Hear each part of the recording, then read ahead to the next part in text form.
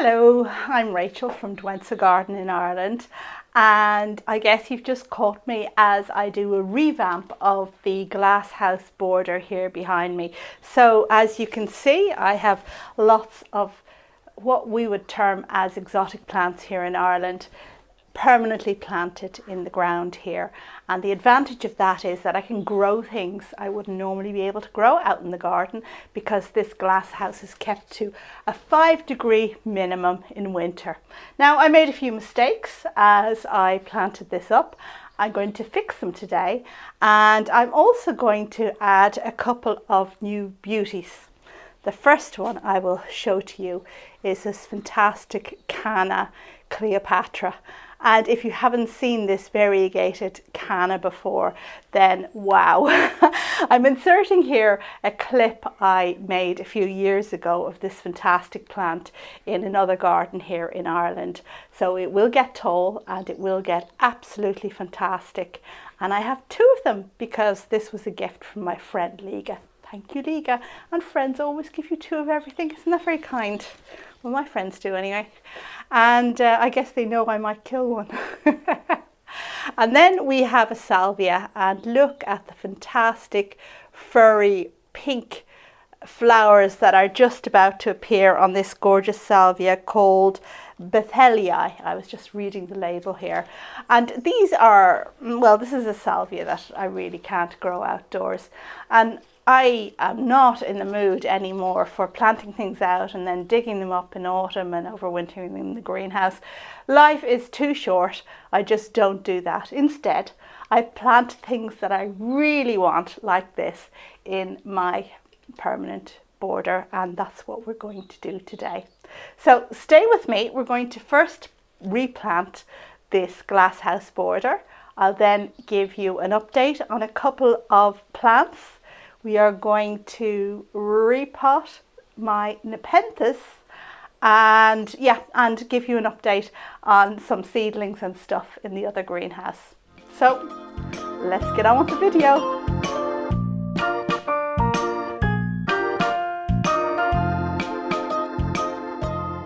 Well, I'm quite happy with a lot that's going on in this border, and it's going to stay just as is. Particularly love the bright flowers that we have here, and these orange ones are just fantastic. I also have a cute little yellow osteospermum that I am keeping for sentimental reasons, and also because it wouldn't survive outdoor in the garden. So I suppose I do have a few things in here that are really like bedding plants that you might buy in the spring and use in pots in your garden or at the front of your border in the summer. So okay, you know, it's my border, I could do what I like, but I also am growing a few more rare and exotic things that, you know, need a bit more space. For example, this Bartlettina. And here we have a Bartlettina tree, which is a fantastic thing normally. However, mine does not look so good. And the reason for that is that this plant really needs a bit of shade to look well. It has very dark leaves, very large, soft, dark leaves, if it has the right amount of shade. So it was actually a mistake to put that here in this border because it's just too full sun. So that needs to come out and go in a pot and be kept somewhere else during the summer. I guess you will notice that I have a lot of gingers in here, and look at that. The ginger is as tall as I am, and well, that's just great. I think most of them are going to stay put. But another thing that I will be doing today and moving is this Canna lily down here. I mean, gingers and cannas, pretty much the same kind of plant, and they do well here in this border. But this is a gorgeous one called panache or panache, and if you keep it in a pot, it flowers reliably. It's great, which really you can't say for all of the cannas out there, but certainly for this one it works. However, if you put it in the ground, it gets much taller, and it has a kind of peachy orangey coloured flower. So this unfortunately has to move because If you can see here, it has run a long way across and has plunked itself in front of my justitia here, which is, you know, I can't see it, and what's the point in having it in here if I can't see it? So I'm going to move this part of the canna and relocate it somewhere else. Now, normally cannas should be divided in spring, but because this is a kind of an early flowering canna, I'm hoping that I will get away with moving it now. And one thing that has done so well this year is the Tigridia bulbs that I planted last year. Now, they sent up leaves last year that didn't flower, but this year I had a succession of beautiful yellow flowers first and then red flowers. They only last a day, but they are fantastic. So I am hoping that this plant will set seed and seed about the border, because it would just be wonderful to have these things just doing their stuff. And do you see how my solanum is setting? Well, it made flowers and now it's setting to berries. And I'm very pleased about that, but it has gotten shocking tall this year. I cut it back last year, but not this year. And I think the lesson here is to cut it back each year because this is really too tall. But the real star of the show is Canna musifolia, named because its leaves look like those of bananas.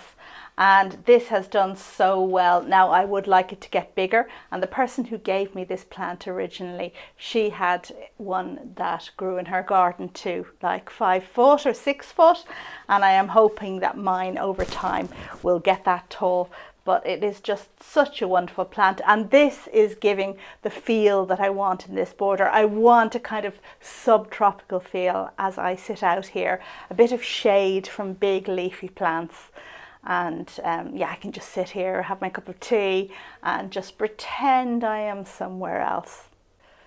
And down here on this end of the border, it looks a bit confusing, but this is just a pot that's sitting on top of a trunk.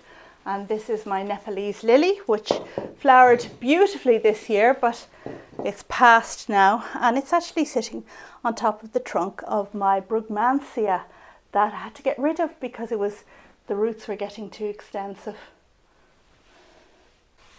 Now, as you can see, this fellow is still trying to regrow. Look at all that. So we're just going to rip that out.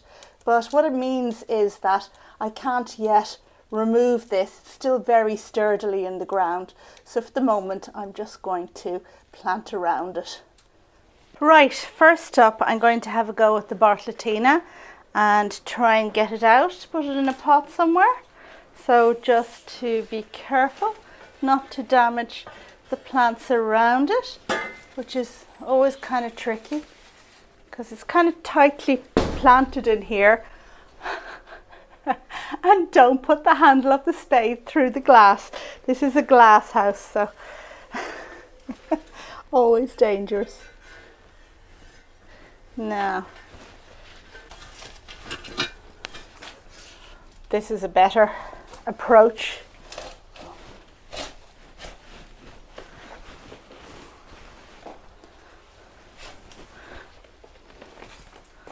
Now, it's always nice when something comes out easily, and this is coming out easily. Let's just try not to break the salvia, variegated salvia, and the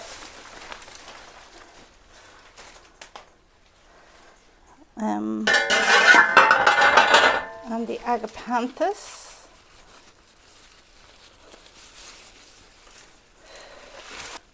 Poor little thing, didn't get going far at all. And here we have a nice hole for placing something new in.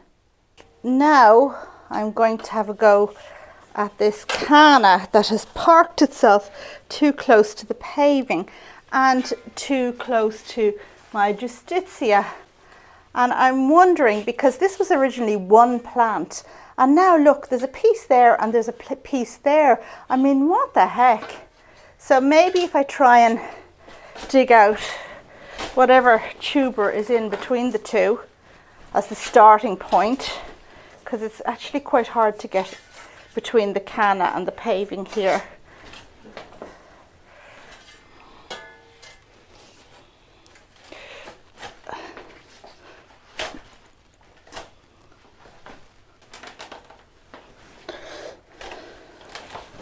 Okay, here it comes.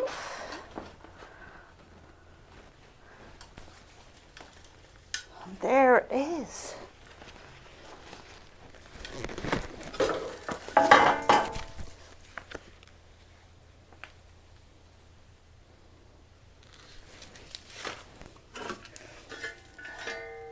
Now,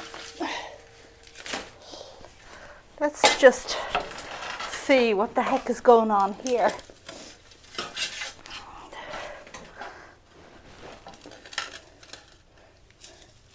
Now,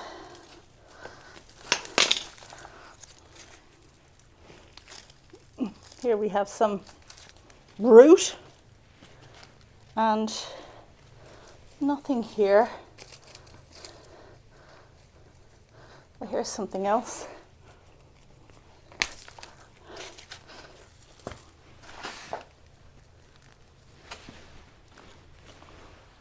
I'm not sure if this is part of the ginger or the canna, so it can come out.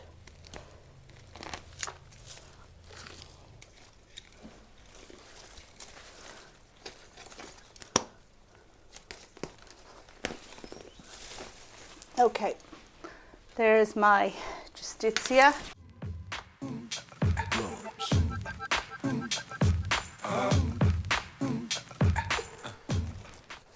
Now, I may get a little bit of compost from elsewhere to just give that fellow a boost, because I'm sure he didn't appreciate being dug up in the middle of his growing season. I mean, look, he's just about to flower.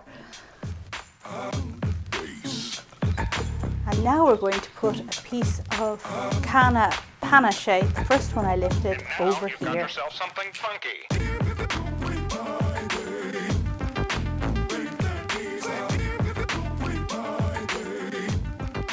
And here we are, those two planted in now. And now I'll just remove a couple of plants that were put here when this position was in shade under the brugmansia. So a fern and a couple of begonias.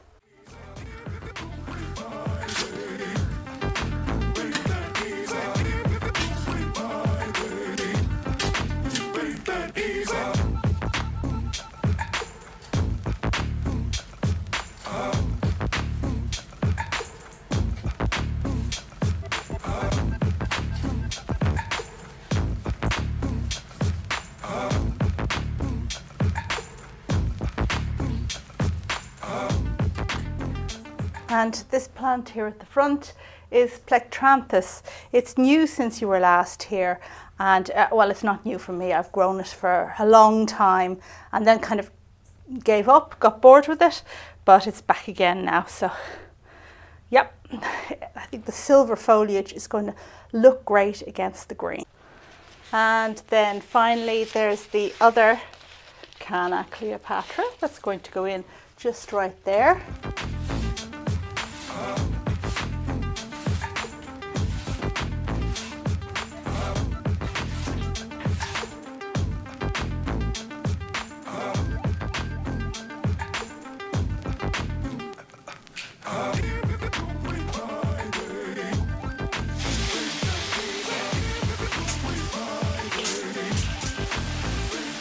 And the last thing, of course, to do is to give everything a really, really good watering in.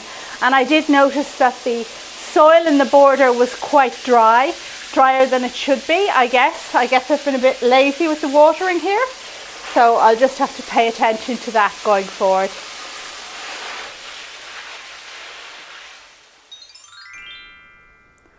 And here I am again 2 days later, and I hadn't finished the greenhouse tour, but after doing that digging in the heat of the day, I had had enough for the one day, so I just left it.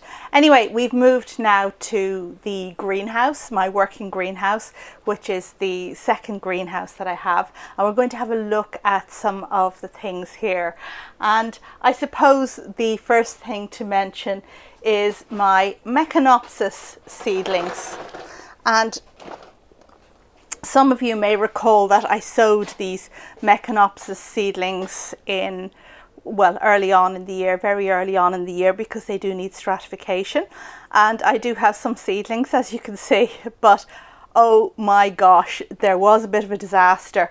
And those who follow me on Instagram will recall how these seedlings, who were placed outdoors because they do need cooler temperatures, well, the birds got at them. And there was one complete tray with loads and loads of meconopsis lingham, the blue poppy, the big blue poppy seed I'd collected from my own garden, and loads of seedlings, and well, the birds had them all gone. And I can only imagine it was birds because all the labels got taken out. So now of all my different types of meconopsis, I'm not sure which is which because, well, the birds took out the labels. So I have two trays here in this greenhouse. There's the other one. And there are a couple of smaller seedlings outdoors, but I unfortunately have lost the rest of them. But yeah, there you go. So it goes. So that's the meconopsis update. You will also see that I have lots of Sweet William seedlings. Now these are seeds that I sowed in June and they're biennials, so these will flower next year. I plan on planting them out, or some of them out, in the garden in autumn. And I have been pinching off the tips. Let me see. I think I actually did all of the tips here already, but just to show you what that involves. So when your seedling, I mean, this is done for a lot of annuals and biennials, and when your seedling is a certain size like this, then just kind of pinch out the growing tip, and it just helps the plant to bush out and just not be one spindly stem coming up, because nobody wants that. What else? Did you notice my sobralia in flower? So this is an orchid, and it was part of my pot display in the front of the house, but we just had so much rain in July that the poor thing was getting splattered to bits, so I brought it into the greenhouse. But it is still flowering sporadically, as you can see. Not as many flowers as before, but such great bang for your buck, let's just say. I'm very pleased with that guy. And here you'll notice the poor Bartlettina that you saw me digging out of the glasshouse border just in the last little clip. It is resenting my actions very much so, but hopefully it'll rally. But behind it, guess what? I've been plant shopping again. And there is a definite pink theme going on. Look how the bees are just loving these plants. So this one here is a linaria, and yeah, fantastic white linaria. We have behind it Monarda Beauty of Coam, which I bought last year, and I loved it so much I bought it again. The bees are absolutely loving it. And then at the top we have Sanguisorba obtusa, a gorgeous thing with fluffy pink brushes. We also have the most gorgeous salvia. I mean, just look at the colour on that. It's quite amazing. And there's a second linaria. This one's called Peachy, and I think we can see why from the colour of the flowers. It's supposed to be a sterile hybrid, so it won't seed about. And look at this amazing ground cover plant for texture. Isn't it just fantastic? Oops, I think I see some oxalis, which is weeded in there, but it's a fantastic thing. I think it likes moisture. I'll have to check it out, but I'm going to enjoy finding a nice spot for that. Then finally we have this pennisetum. I think it's called Cream Falls, and look at that Fantastic, fantastic plumes. Now this is one I've had before. I had it for years and years and years, and I think in one of my very first videos you can see this. It plumes up late in the season and looks absolutely amazing, perfectly hardy, unlike many pennisetums, and does great here. And I lost it in the end because an adjacent grass seeded into the centre of it, and well, just face it, every grass looks the same as each other until they come into flower, so I couldn't tell what was what and lost the whole thing, so had to get that again. So I really do need to work on getting that lot into the ground, and there are a couple of revamps going on in the garden. One border is being completely revamped. I'm sure I'll share it with you in due course, and that's what these plants are earmarked for. But well, you know, plans change. I forgot the best one. Look at this.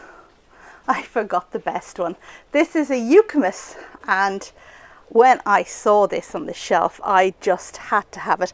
I don't know if it's hardy, but that doesn't matter, because just look at how cute it is. The gorgeous, gorgeous foliage and the pineapple-like flowers.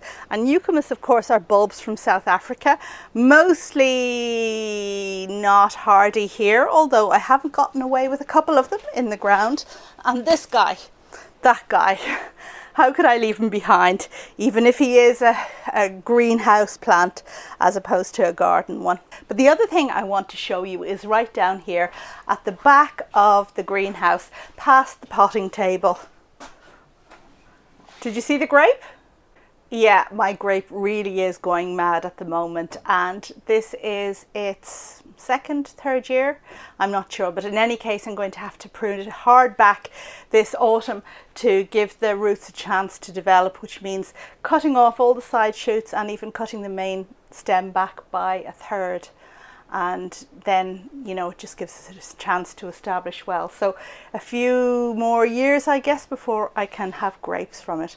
But here is what I wanted to show you. So I've been repotting like mad, especially cacti and succulents. And what we are looking at now is my aloe and haworthia collection, which, as we all know, needs less light than normal cacti or succulents. And I had a super solution for this, which you may have seen in one of my garden tours. I put them outdoors in a shaded, sheltered spot on this plant stand. But then July hit, and as you'll recall, we had the wettest July in recorded history here in Ireland. And even in the sheltered spot that these plants found themselves, they were getting drenched. So I had to pack them all up and bring them in here to the greenhouse. And in fact, it was so dull in July. It was no problem for them at all to be in the greenhouse, because it was just very overcast and not sunny. But now I think the sun is picking up a bit, so I am in two minds as to what to do. But they look quite good, don't they, these little beauties? Fantastic plants. I may have mentioned before how I get my houseplant and greenhouse plant composts from a company called Botanica, and I find them so good, because you don't have to research what mix to use for what plant. It's just the easiest thing to grab the appropriate bag and get to potting. And when you have a large collection especially, this is so handy.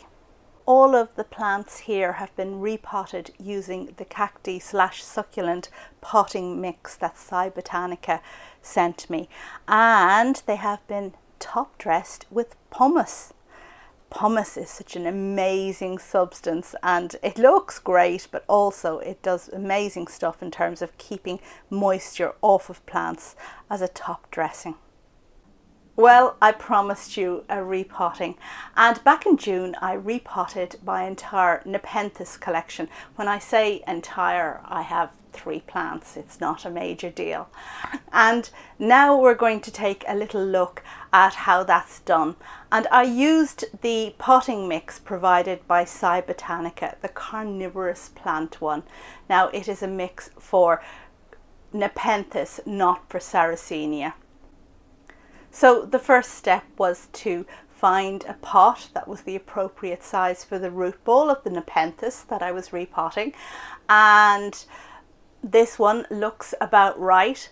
I'm choosing a deep pot because this particular nepenthes was bought in a deep pot, and I think if you read the information it says that they need a shallower pot, but I just found that the deep pot did super things to show off the plant to full effect because the pictures kind of dangle down around the side. So I'm going to continue with that. Now nepenthes, they need a moisture retaining mixture and they need to be kept moist. And I know it's really hard when you have a lot of plants to remember which needs what, but nepenthes need to be kept just moist and they need to be watered with rainwater. In terms of the mix, you can make your own, but why go to that bother? The Cybotanica carnivorous plant potting mix contains everything that your plant needs, including lots and lots of sphagnum moss just to hold that moisture in. Now nepenthes have thread-like roots and it's important not to break them in any repotting process. I'm putting the plant in, I'm using the next size of pot and I'm backfilling with the mix, being careful not to tear the roots. And then once it's all done, giving it a good tap, and the only thing that remains is to water it with a nice drop of rainwater to help the roots settle down. And you need to do this with almost all plants that you repot, not succulents and cactuses, but almost all plants. Now, if you check out in the details of this video, you'll find a link to the Cybotanica website and a code which will give you 5% off if you follow it and if you make a purchase. Now, I do get a commission for anyone who follows that link and makes a purchase. It doesn't cost you anything. It will not increase the amount that you pay, but if you want to support the channel, then it would be great if you could do that. So do check it out anyway. Now you're probably wondering what happened to that nepenthes that I repotted back in June, and here he is, and he has done so well since the repotting. He's pictured up nicely and just looks a whole lot healthier, and this mix is easier to keep just moist than the thing I had it in before. I think I had a lot of orchid bark and I didn't quite get the mix right, I think, but this is better and he's doing, and there's actual liquid in those pictures, so that's good news. So the final thing I want to show you in the greenhouse is over here, and these are my echium seedlings, which I think you saw as a little pot in the last greenhouse update, and they have done so well.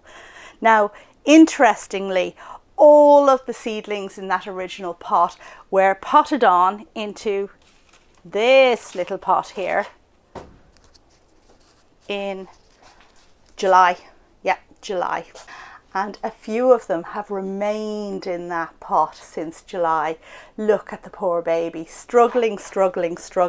So in the month since they were all put in that in July, some of them have been potted on. Some of them were potted on yesterday. These are the ones that were potted on yesterday, so it's actually the same size, just in a bigger pot. But they do get going, and when they get going, you get something like this size, which is a bit bigger. And then as they get going further, you get a bigger size, and you get this size. There's the original. And then when they get going a bit further, you get this size. And then finally, my biggest echiums, all from the same batch. The biggest ones are in big pots now, and they're that size. So all of these were sown at the same time and all transferred into this pot in July, but in a month's time some of them have gained this size and various other ones are at different stages. So it just goes to show how important it is to keep seedlings moving, to keep potting them on when they need to be potted on. Otherwise, you know, you're just holding them back and, well, it's not good.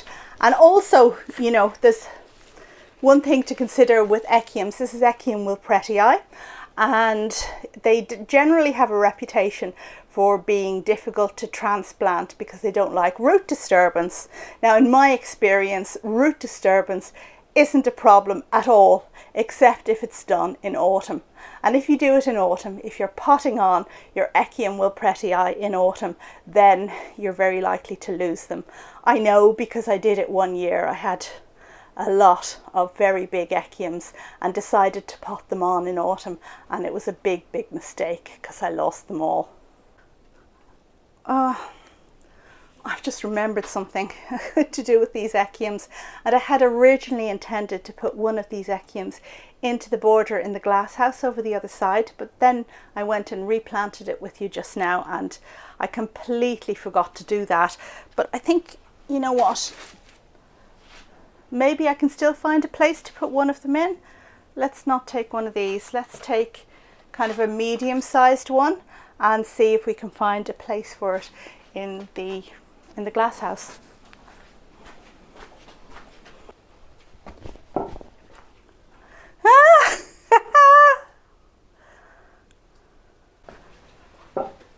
No way! No way! I can't believe it. One of my Tigridia has opened up just for you, and it's one of the good ones. It's one of the red ones as well. Wow, I didn't even see this bud emerging, but there it is. And that's what I absolutely love about the Tigridia. Every time you go into the glasshouse, there's another little surprise, another flower popping up from nowhere, sometimes two if you're very lucky. So it would be just amazing if these beauties could seed around the border and, well, just do their thing. And this is the original place where I planned on putting the echium, because these Echium wilpretii, they produce a fantastic rosette of foliage that looks amazing long before they flower. And incidentally, they are biannuals, but in Ireland it takes them 3 years to flower. So I can expect good foliage on this next year. And I think if I plant that in there, then the foliage can spread out and cover up this ugly stump. Well, that's the plan, but I'm going to have to move some of these yellow daisies. Now, as I mentioned, these daisies have sentimental value for me, so, well, I'm certainly not going to discard them, but I think I can probably find another spot further along. And I think that is just the prime spot to put the echium. I think I'll take out the other daisy too, just to open up the space, because we want it to get going. Don't worry, little daisy. Okay, so I am going to try digging a hole here. Now, the advantage of planting the echium when its roots are quite small like this is that when they expand, they'll find their space, and I don't have to worry about, you know, finding space for a big root ball. When they expand, they'll just kind of go sideways. So here's the echium, and let's see how much this one has grown since it was put into the pot. And there you go.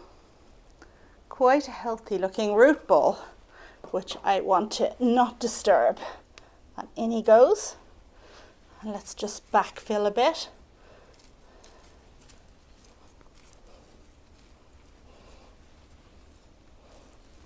And of course, give it a watering. You know, it's just as well I came over here to the glasshouse again, because I had forgotten that a few people asked me for updates of plants, and I would have completely forgotten had I not come in here. So the first one I was asked about was my Echeveria Compton Carousel, which is a classic and a beauty and absolutely fantastic.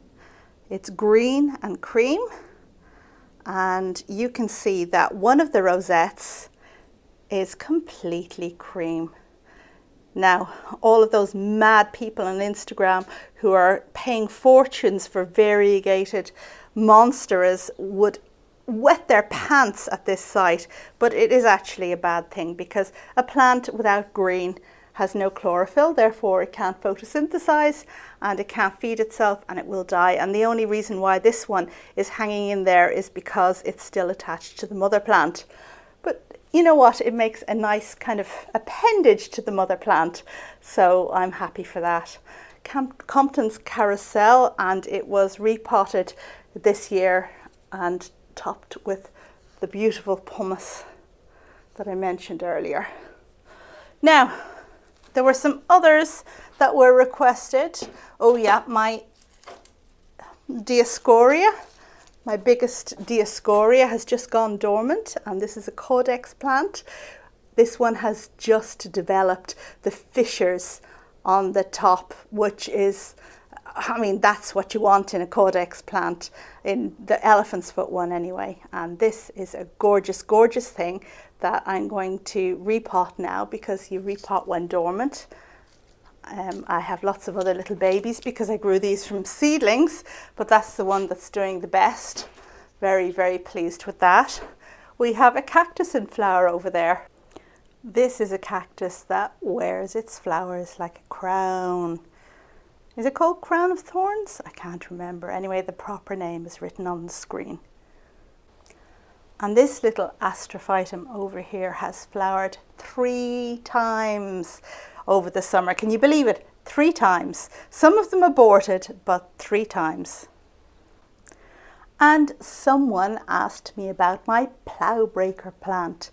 So this is Erythrina zaheri, and it's a Codex plant that produces an amazing giant Codex, big enough to bust up plows in South Africa, where it comes from. And well, what can I say? I mean, you can see it hasn't really got going with any great gusto, but it does have 3 leaves at the moment, and it's just kind of waking up from dormancy. I have 2 of them, but the other one isn't awake yet, and I wonder actually, is it shriveled and gone? Let's keep our fingers crossed for this one, that it'll go on to do much, much better things. And then finally we have my tree crinum, and this is the one I bought from Farmer Gracie, I think it was, this spring. It came as a trunk like a banana, and it is getting going. And look at it, I think it's absolutely fantastic. Now, this plant is very tender, I guess, and I'm wondering whether I need to bring it into the house, which would have a 10-degree minimum in winter, or can I leave it in the greenhouse, which is a 5-degree minimum. And I think probably the house. It's a big old fella to bring into the house, but wow, it is fantastic, isn't it? Look at those red leaves. And just turn them around on this wonky shelf. Oh, so sorry I bought this shelf.